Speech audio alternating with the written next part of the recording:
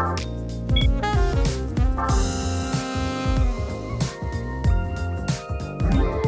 there, it's Derek here from Pacific Coast Auto in Japan. We're looking at a 2008 Toyota Mark X. This one with only 28,000 original kilometers. After 15 years, is very low mileage.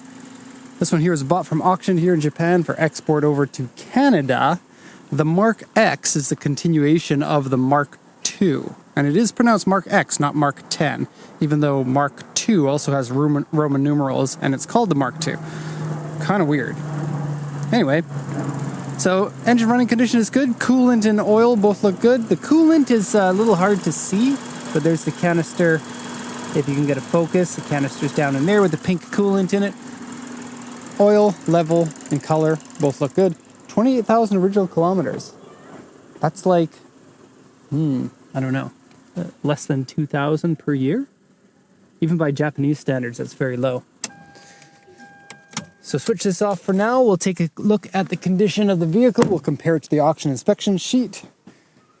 Okay, I think the Mark X is a fantastic package. It's sort of like a rear-wheel drive, better driving dynamics version of the Camry. They're roughly the same size and basically a rear-wheel drive Camry.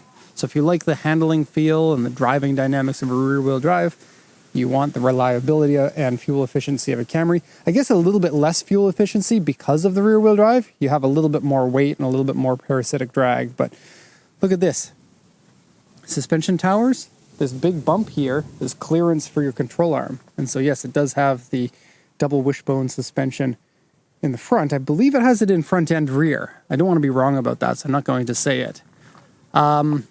These ones are less popular than the JZX 110, JZX 100, JZX 90s, JZX 80s, because they're the first version that went with a V6. They also never came in a manual, except for a very limited production version of the supercharged version of it.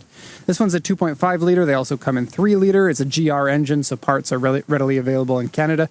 The GR engine is kind of in everything from 2.5 to 3.5 liters, maybe up to 4 liters. This one's a 4GR, so the 2.5 liter one with 215 PS, which is roughly 212 horsepower. Close the hood here. And I must say, great value for money. These are great cars, and not a lot of people are buying them. They sold a lot of them when they were new. In fact, this was a very popular car when I first moved to Japan in 2006, which makes me feel a little bit old because this is 15 years old now. Okay, so 2008 Mark X 250GF package. This one here is a grade 4 with exterior B and interior C. The exterior of this is fantastic. The interior I'd say is really good, except for the dashboard is pretty cracked. I'll show you in a sec. 228 kilometers, no sales points from the seller. It's a pearl white, but really it's more like a metallic white than it is pearl. The report here says windshield rock chip, which is really nothing that you have to worry about too much. Here's an example of what one looks like in between my fingies. Let's get a focus on the hand. There you go. So very small. Door mirrors scratched, wheels scratched, seat and interior liners are scratched and worn. Dashboard has cracks in it. Seat wrinkles. Hood damper doesn't work, but for some reason it kept the hood up for me, so I guess that's fine. And then small scratches. It says A1, A1, A1, A1, A1, A1, A1, A1, A1. I don't think that they were really even looking at the car. They just put A1 because it was the smallest level of scratches. And maybe they looked at it while it was raining and they just assumed there would be scratches. But no, the body is great. There's almost no scratches on it. Trying to see where... There was like one minor scratch. I thought it was in the door and I just rubbed it and it went away with... So, yeah, anyway. Let's go around now so that you can see it. I think style-wise, these things look pretty good. They're an evolution of the JZX 110. This is, I guess, a 120. A GRX 120. So it is still like an X120 chassis. And that's part of the reason why people really liked the JZX cars, is their fantastic chassis to drive and also did really well with drifting. And I suppose you could drift this if you wanted to swap it for a manual transmission. I don't know which manual you would go for, but we have done some transmission swaps here in Japan for people. And I guess it would be an option. Yeah, long nose, rear-wheel drive, short deck lid. It has the classic proportions of a rear-wheel drive car. Even though they went with a V6. It is kind of a shame because the cars before it were the 1JZ.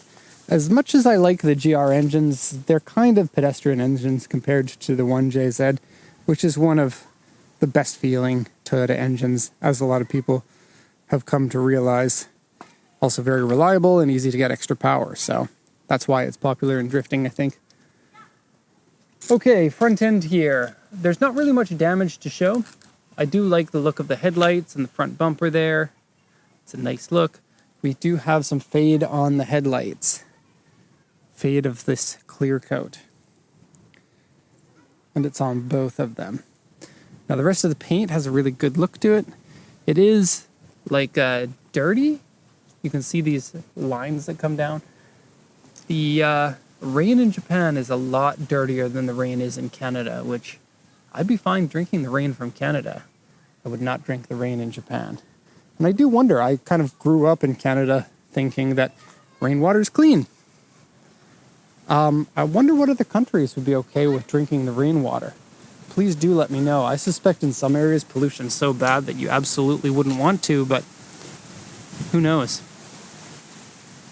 Okay, so I've shown you the body. There's really nothing to show you. I would normally be pointing out scratches or dents, but there are none. So let's go to the interior then. I guess we'll go into the trunk because it's got a weird little golf bag thing. Oh, no trunk pop in the back. Tisk Toyota in 2006 2004 is when this came out. You can only pop it the old school way like this. They don't have a latch on the back like you're supposed to have. Okay, so in the back they have a sticker here, and it took me a second because I thought that this was maybe like a reclining seat and how to actuate it, because there's often instructions on the underside. No, this is how you can put 4 golf bags into the trunk. You have to set them like this. For some reason, I guess they knew their target audience, and 4 golf bags can fit into the back of this. Sales point, I guess. Now, it doesn't look like it can, but if Toyota says it can, I'm assuming it can. Golf is incredibly popular. Even the Toyota Prius has the same thing, with the instructions on how to put golf bags in. Okay, I find this a little bit flimsy and weird. Like, it doesn't actually click in anywhere in the back. It just sits there, which I think is weird. And then the seats back there, they fold down to give you more space if you want. And then you can fit as many golf clubs as you want in it. Okay, interior here. Door cards are these two-tone beige and black. But they're fairly smart looking, nothing special. Plenty of room inside to put your feet, which is good for everyone who has feet.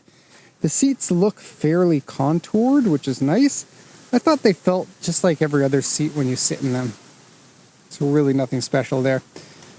For a 5'10" dude, you get to see me without a haircut here. Have a look. Lots of headroom. This is me sitting. Actually, the seats are pretty nice, I must say. Okay. What's this? Oh, from the inside you can move the seats down. Well, that's handy. Okay, you get cup holders. No, cup holders in here. H, not K. And you do have a 3-point belt up here that will click into this, I guess. Okay, you only get one ashtray in the back. Look, it's like 2 eyes and a mouth, like, put your cigarettes in my mouth. Okay, I don't know what this... Oh yeah, that's an AC vent in there. That's kind of nice, I guess. Here's a look at the front. And I feel like this car was maybe targeted towards your 40 or 50-year-old who wants to get a Toyota Crown but wants to go a little bit down market. Maybe the Toyota Crown or the Toyota Celsior were a little bit too expensive. You wanted something that was still rear-wheel drive, still a little bit stately. Now, this is pretty cool. They have the regular power seat, but they have this extender piece for this curled cushion to come up a little bit. Let me show you. Oh yeah, it is working. It's just a little bit slow. You can skip to the next part of the video if this is boring, but I want to show you the fully erect version, fully sticking out version, standing up version, sticking out. I don't know. I'm using the correct terminology. There are no euphemisms. Okay, now that you've seen that, the carpets look like this. There's a matching one over here. Okay, now the dashboard cracks. Toyota Mark X has them. Toyota Crown has them. For sure, both of those have them. Other Toyotas probably too. They thought it would be a good idea to make a material for the dashboard that's thin enough for the airbag to pop through. Unfortunately, it's also thin enough for it to not handle Japanese summers. And a lot of these have this. Kind of a problem. Okay, there's more cracks here. And it is kind of like sticky too. Like it's disintegrated a bit. The finish is having troubles staying with reality. Okay, so your HVAC works fine. Your heating and air conditioning, that's been checked. The power steering works. Mechanically, the car is perfect. Visually, the car is close to perfect. This dashboard crack, that's really the biggest problem. I think this looks pretty nice. It is a little bit weird-ish feeling at first, but it's no problem. Inside here, you get a free box, and it hasn't been smoked in, which is nice to see. There are 2 cup holders here. This thing here slides, so your armrest can be in different positions. And then if you do it all the way, it opens up to show you a little coin tray and some paper that we got. That has 6,000 something, I don't know. 0832 plus 39 plus 2? Don't know. Don't care. Okay, this here isn't real leather, but it pretends to be. And it looks fine, I would say. You get a place for glasses up here. Okay, not much else to say. So, have a look. Original OEM plastic protective pieces in various parts of the car. Very Japanesey of someone to do that. Just ask my wife. We never take the plastic coating off of our DVD players and stuff. That's just how you do it here. Well, what if you want to sell it? You want to keep it in good condition, right? That's definitely not me saying an impression of my wife. Anyways, we are all done shooting this one. If you have any questions, please let me know. Otherwise, thank you so much for watching, and have a nice day.